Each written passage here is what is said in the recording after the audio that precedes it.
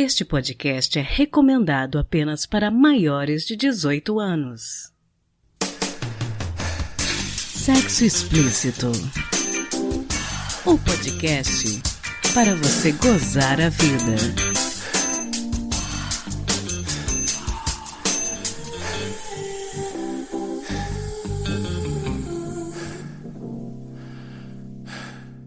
A minha entrevistada de hoje passou por situações de trauma, então fica aqui o aviso de gatilho para suicídio e violência.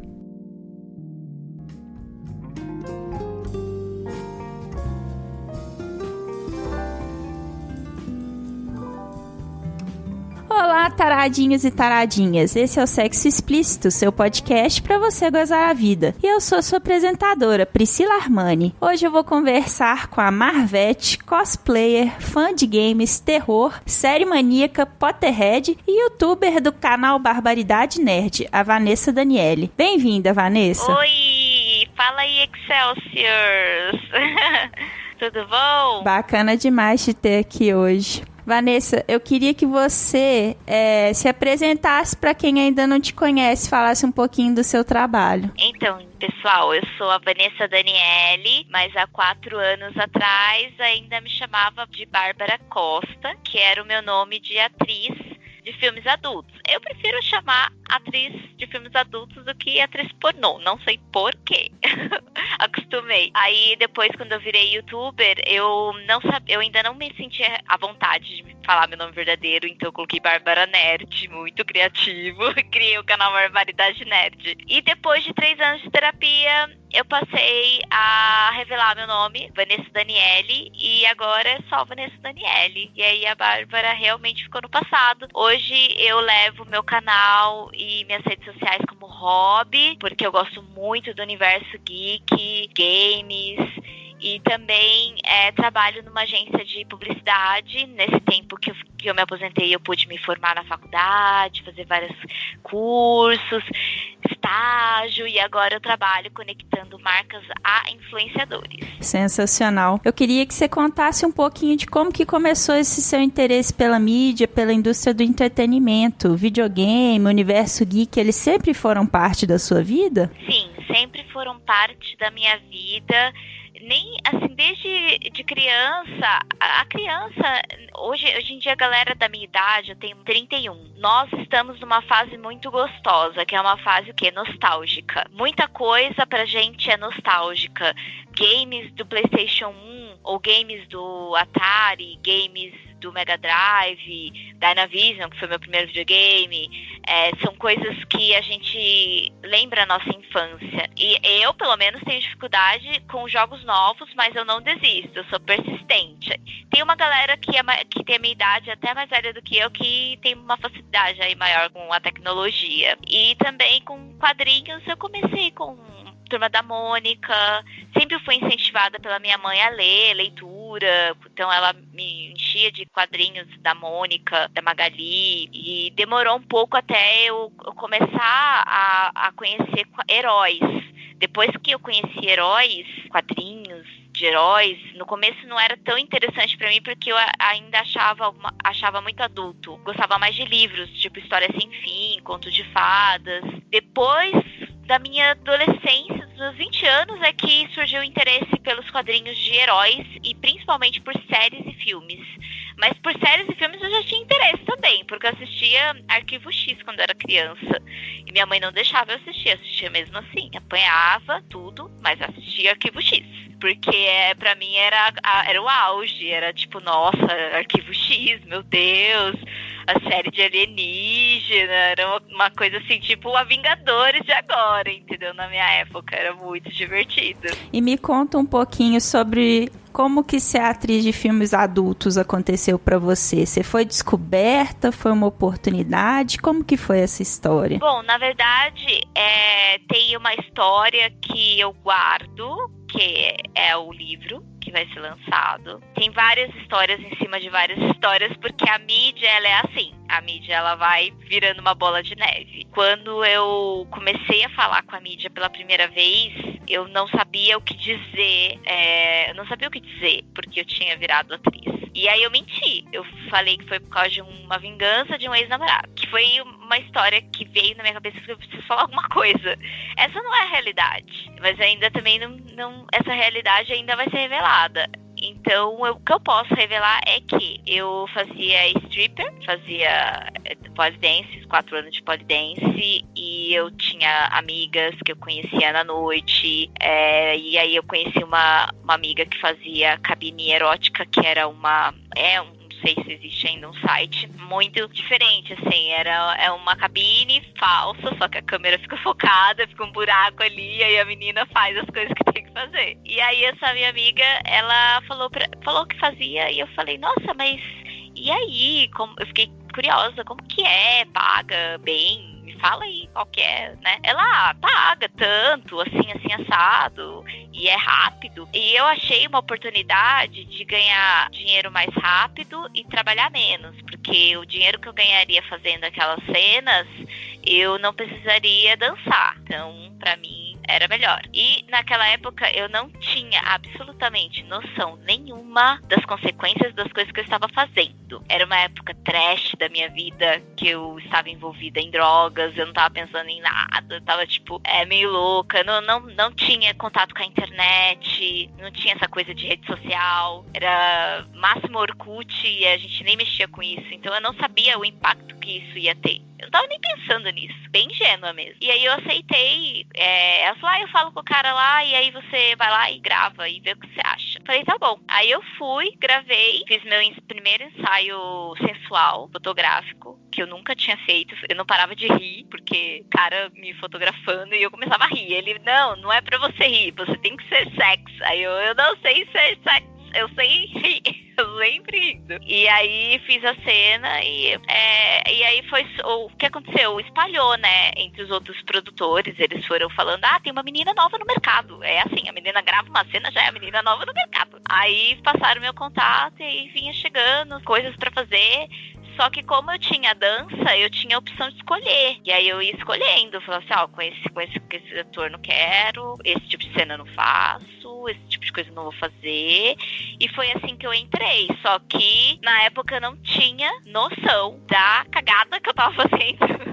Da merda que eu tava fazendo da minha vida. Só me veio à tona muito tempo depois. E aí não adianta chorar depois que derrama leite.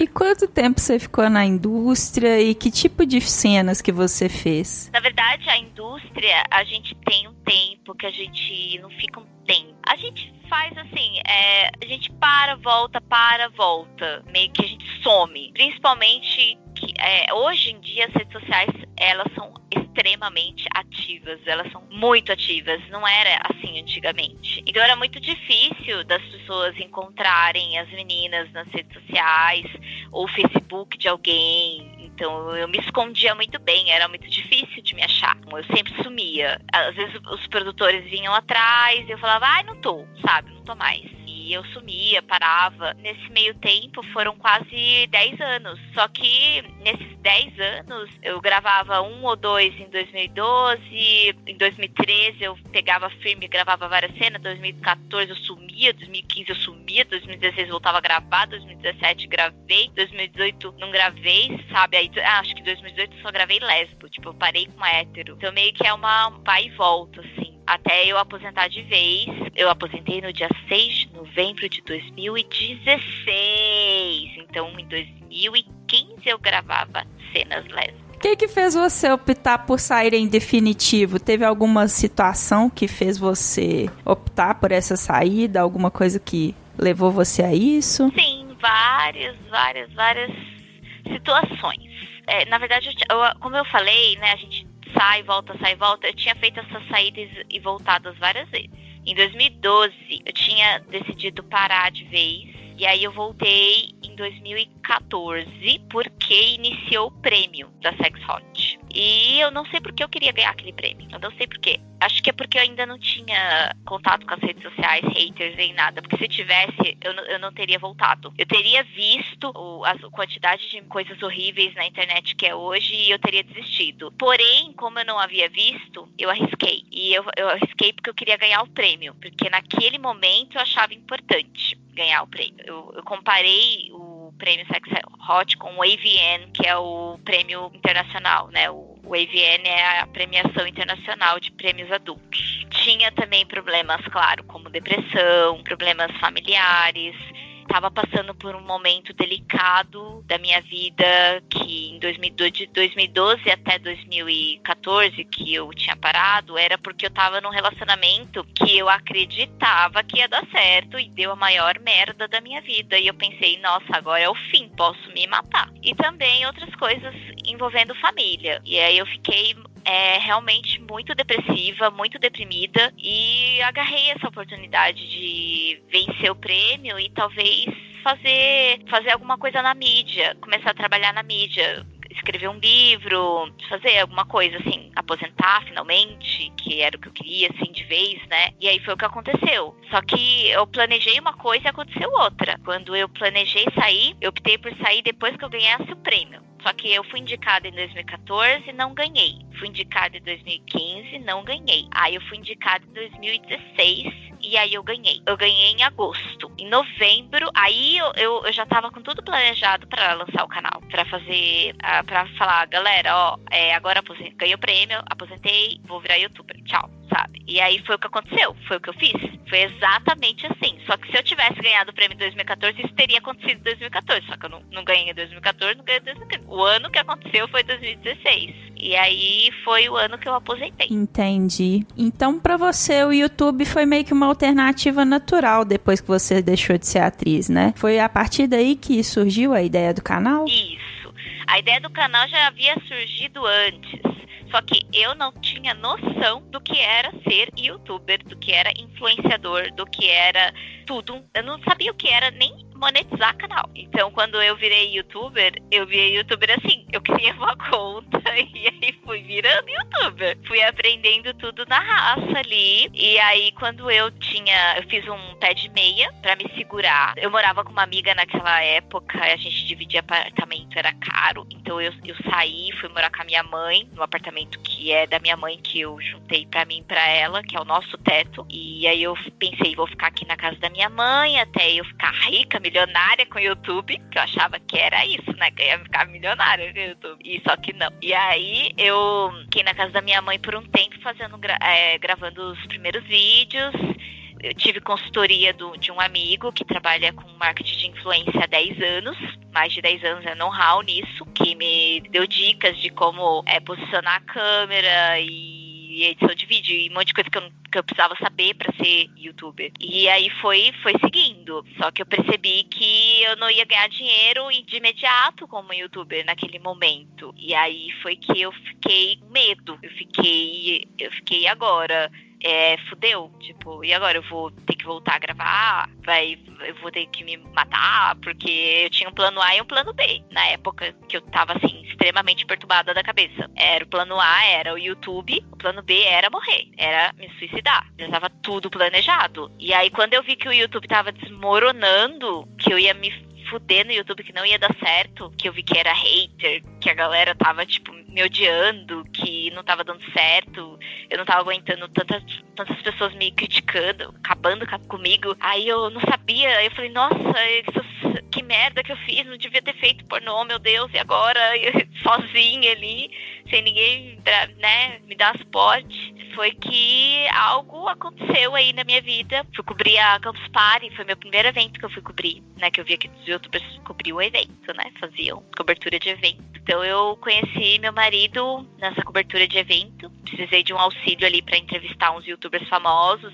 Meu marido trabalhava nesse stand, aí eu fui lá pra galera lá e aí, oi, gente, eu sou a Bárbara e eu gostaria de ajuda. E aí eu fiz amizade e aí a gente acabou trocando contato, saindo, e foi isso que saiu do trilho, foi isso que mudou minha vida. Que bacana demais que você, né, conseguiu sair disso. Mas eu tô ouvindo você falar e tô pensando aqui. Você acha que você enfrentou mais machismo, mais preconceito das pessoas quando você ainda era atriz ou quando você se tornou youtuber? Na verdade, as duas coisas.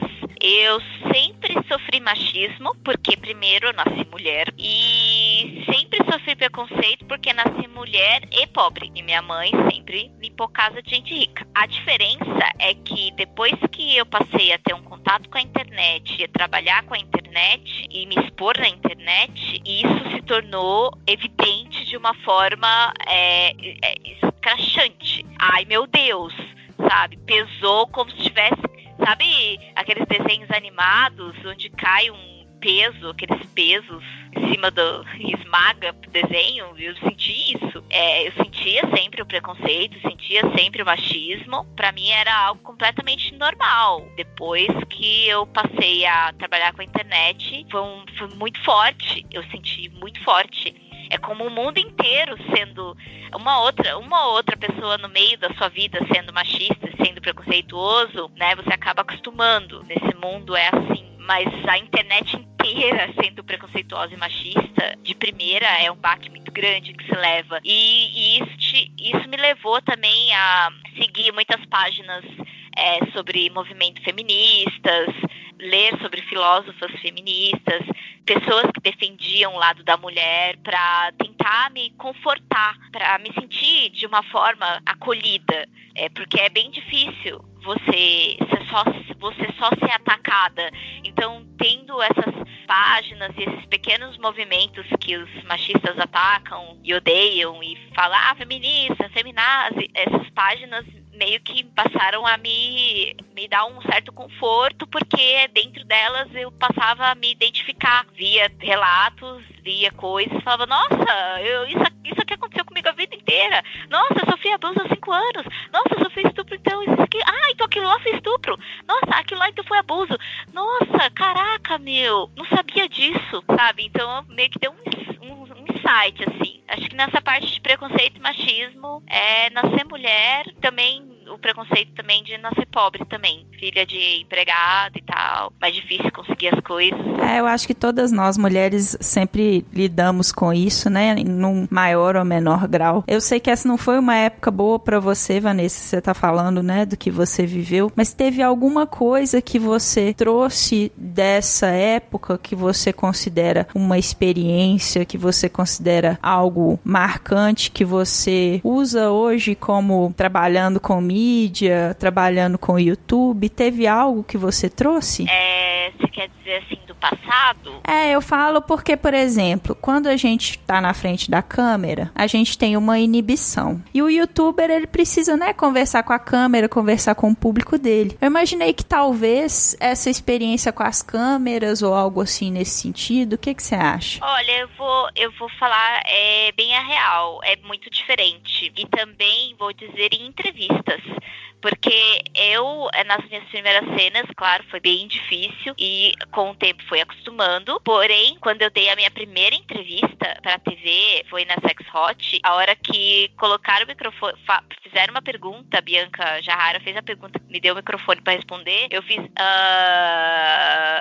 eu não sabia falar com a câmera, não sabia. Eu tive que fazer todo um treinamento, isso foi em 2014. Foi uma vergonha, foi a maior vergonha da minha vida, eu não sabia responder uma entrevista. Aí eu descobri que não sabia falar com as câmeras, porque na hora de atuar, era tipo um sacrifício que eu fazia, que eu já estava habituada a fazer, caras e bocas, tipo, fingir bem, porque cara de cu não vende, dependendo da cena, tem que fingir dor, tá doendo mesmo, mas se tá doendo tem que fingir que tá gostoso. Essas coisas eu tinha aprendido nas cenas, porque era aquilo que tinha que fazer. Não tinha que falar nada, não tinha que ser alguém dentro das cenas, eu tinha que ser algo, tipo um objeto, uma figura, uma fantasia que os homens iriam assistir e pronto. Eu não tinha que ser alguém, uma pessoa dentro das cenas. Foi aí que eu percebi que ser uma pessoa na frente das câmeras é completamente diferente de atuar como fazer pornô. Aí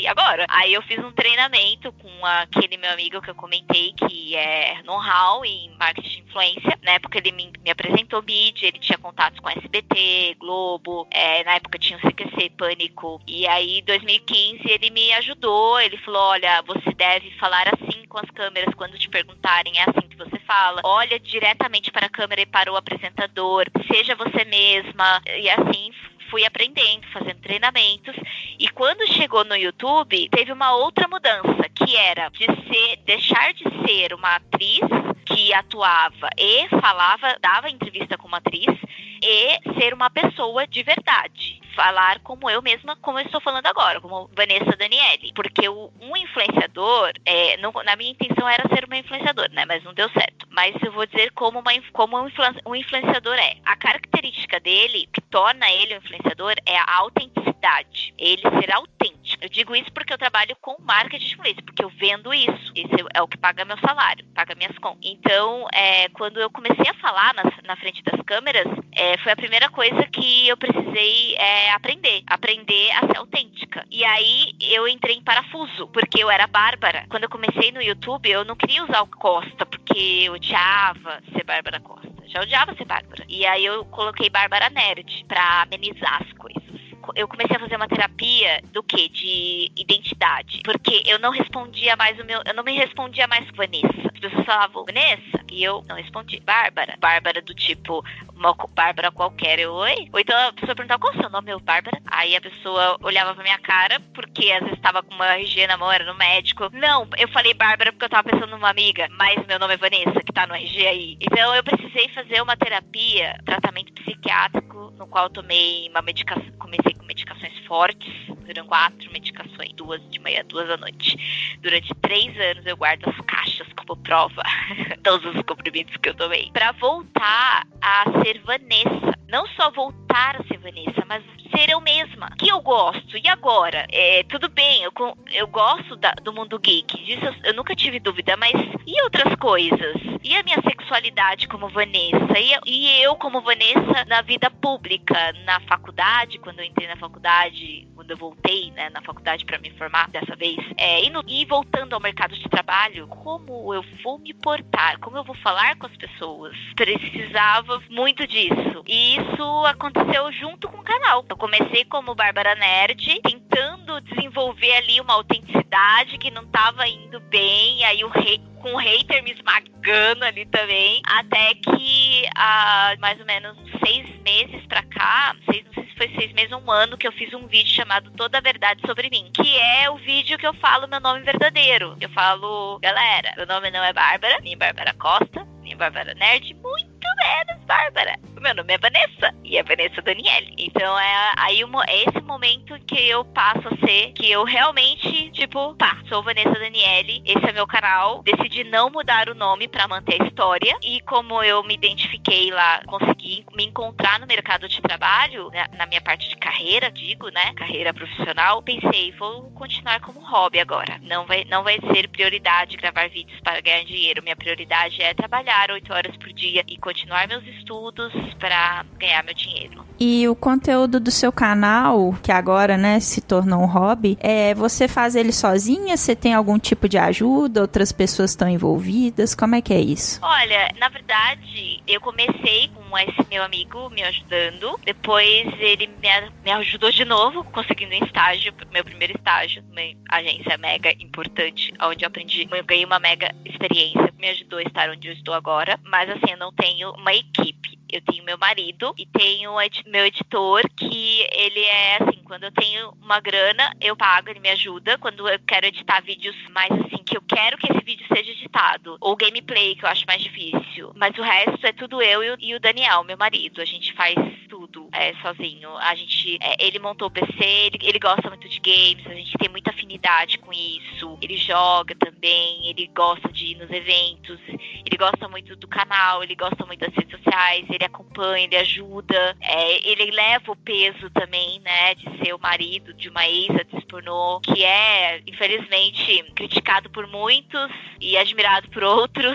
Tem uma balança aí. Eu não tenho uma equipe, essa é a realidade, principalmente agora que é um hobby. Eu tenho certeza que se tivesse virado mesmo, assim, o canal tivesse virado, tivesse subido pra 100k, chegado a 1 milhão, eu teria uma equipe, porque daí eu teria o AdSense pra contratar pessoas pra cuidar de tudo, de ações e tudo mais nessa parte. Vanessa, eu queria te agradecer demais por você ter compartilhado a sua história com a gente. E o podcast, o Sexo Explícito, ele tem por objetivo fazer as pessoas desconstruírem tabus e levar os ouvintes a aproveitarem mais a vida, gozarem mais a vida. Você teria algum conselho para os nossos ouvintes gozarem mais a vida? Olha, é bem complicado pra eu dar esse conselho, porque eu sou uma pessoa que já gozei muito da vida e assim, sabe quando você come muito uma coisa e você enjoa e aí você precisa comer outra pra você refazer? Eu tô refazendo minha sexualidade. Eu sou bissexual, assumida, namorei muitas meninas.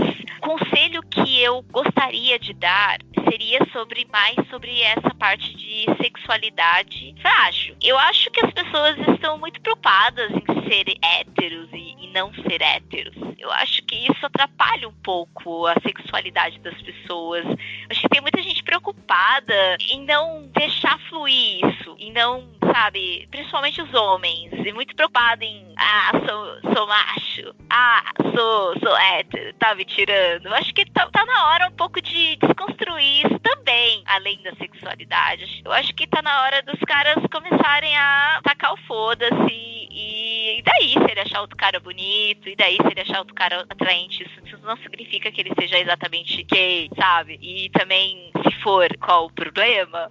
E mulheres também não terem preconceito com essa parte. Eu acho que, na minha opinião pessoal, todo mundo é bi, todo mundo é bi, e todo mundo é bi, e todo mundo é bi. E um dia isso vai ser, sei lá, pode ser daqui a 1000 anos, um dia isso vai ser real, oficial. Todo mundo bi. Não vai existir esse negócio de hétero, não vai existir essa coisa de sai pra lá, esses preconceitos todos. Acho que o meu conselho é começar a desconstruir isso também, porque pode ajudar na relação. Tem muita gente aí que estão presas em relações infelizes com a sua sexualidade porque estão presos na sua sexualidade. Gostariam de estar fazendo outra coisa com outras pessoas e não estão fazendo porque estão presos nos padrões da sociedade, que a sociedade impõe. E aí tá aí infeliz, não gozando da vida. E poderia estar tacando foda-se na sociedade e gozando da vida, porque daí, no final, todo mundo vai morrer. E aí, meu bem, quem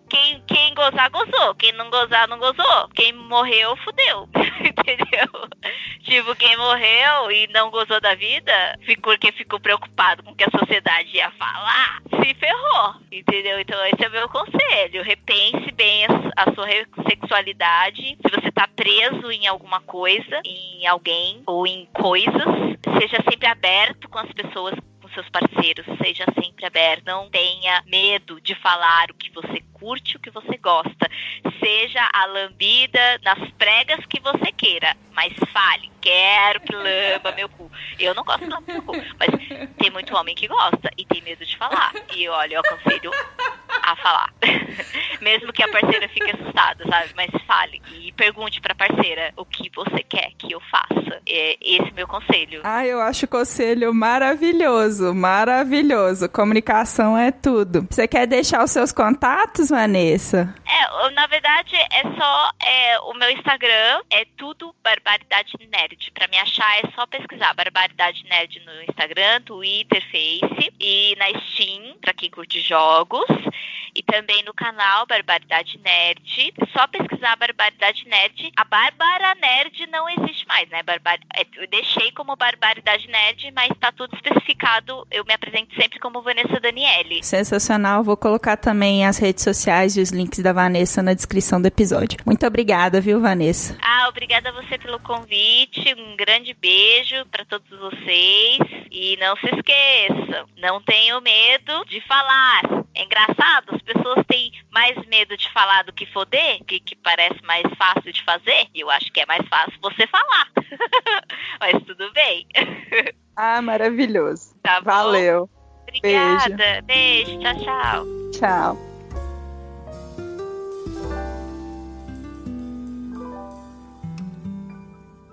Oi galera, aqui é a Ana Rosa do podcast Apenã. Eu vim falar para vocês sobre um projeto que estamos desenvolvendo com o povo indígena Kayapó e em parceria com especialistas em meliponicultura do IFPA de Marabá. Você já ouviu falar em meliponicultura? É a criação de abelhas sem ferrão, como as nativas da região amazônica. Para os Kayapó, as Meikangate. E eles querem desenvolver esse projeto para produzir o mel da forma mais sustentável possível. Essa é a melhor forma que temos de enfrentar o caos climático, o desrespeito às comunidades indígenas e, por consequência, as queimadas na Amazônia. Esse projeto é importantíssimo para a biodiversidade amazônica e importantíssimo também para a comunidade indígena, que trouxe esse interesse para a conversa e está muito entusiasmado em ver o projeto. Agora venho pedir a tua colaboração no nosso financiamento coletivo que abrimos no Catarse. catarse.me/melindígena, tudo junto. Lá você vai encontrar mais informações sobre o projeto. Um grande abraço! Se toca. No último episódio eu dei uma dica para vocês de quadrinho erótico com autores franceses. E essa semana, continuando nossa viagem pelo mundo, eu quero falar com vocês a respeito de Giovanna Cassotto, quadrinista italiana nascida em 1962 em Milão, que infelizmente ainda é pouco conhecida no Brasil.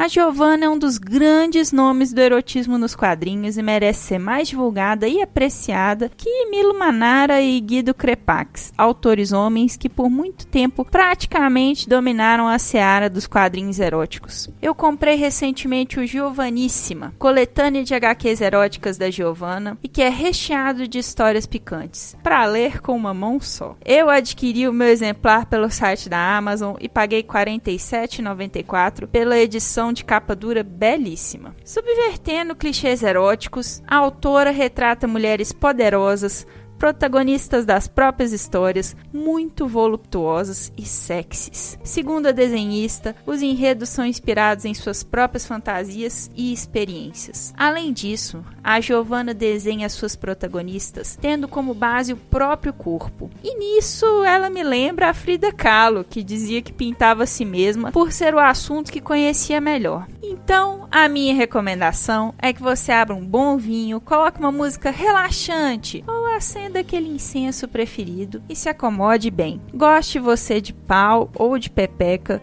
Giovanníssima é uma leitura leve que eu recomendo muito. Aquela coletânea para ficar na cabeceira da sua cama. Quem conta um conto?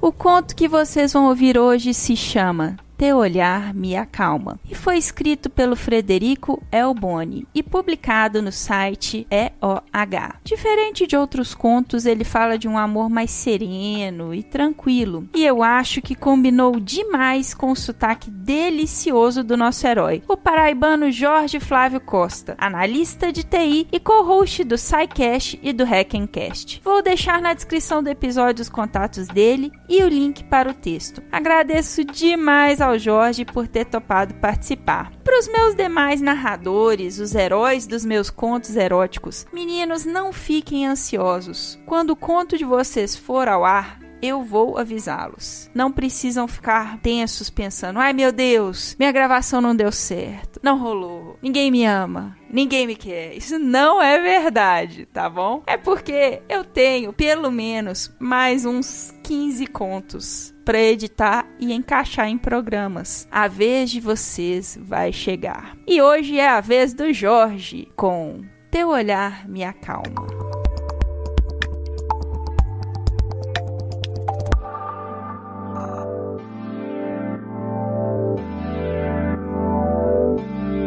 Anos atrás, uma mulher, pela qual eu era completamente apaixonado, para não dizer enfeitiçado, me perguntou por que, em vários momentos, alguns deles estranhos e sem grandes explicações, eu observava tanto, sempre com um olhar contemplativo e admirável. E, com o sorriso mais doce que eu pude externar naquele momento, respondi: pois teu olhar me acalma. Você alguma vez já olhou para alguém e sentiu que o prazer de estar perto daquela pessoa não era exatamente a paixão ou a vontade de beijá-la loucamente em qualquer esquina, mas sim a sensação de paz que ela te transmitia, como se tudo fosse possível sereno com aquela pessoa? Pois para todas as divergências, havia conversas. Para todos os medos, havia uma mão firme. Para todas as oscilações confusas, havia abraços cheios de silêncio e de amor. Com ela, eu sentia que podia dividir todos os meus anseios e que receberia de volta compreensão e carinho.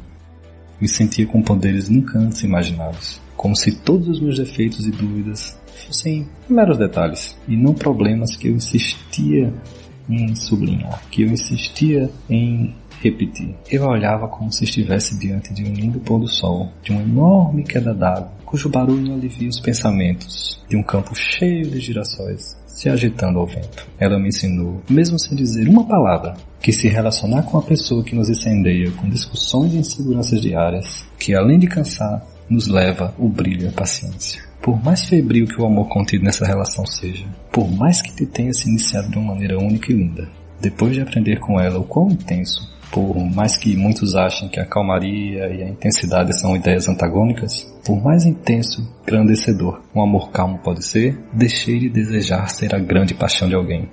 Estou preferindo ser a serenidade, o porto seguro, o trilhar suave, o navegar em dia de sol, o toque que transcende a pele e os padrões. Amar com calma é tão mais gostoso, tão mais saudável, e muitas vezes querer insistentemente ser o grande amor da vida de alguém carrega consigo muito mais vestígios de ego do que propriamente de amor. Assim, a amei por anos, sempre fazendo-a recordar que ela fora a minha paz, mesmo quando ela brincava de sumir. Mas tudo bem, olhar para ela me acalmava tanto.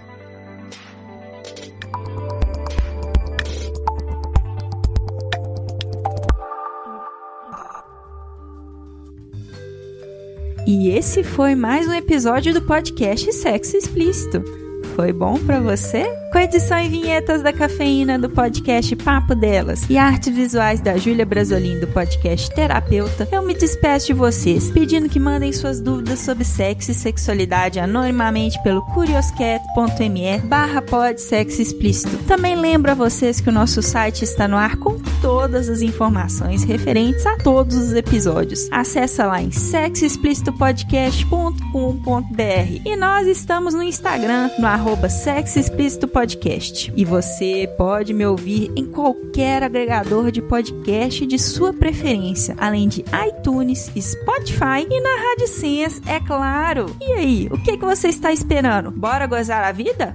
Beijo!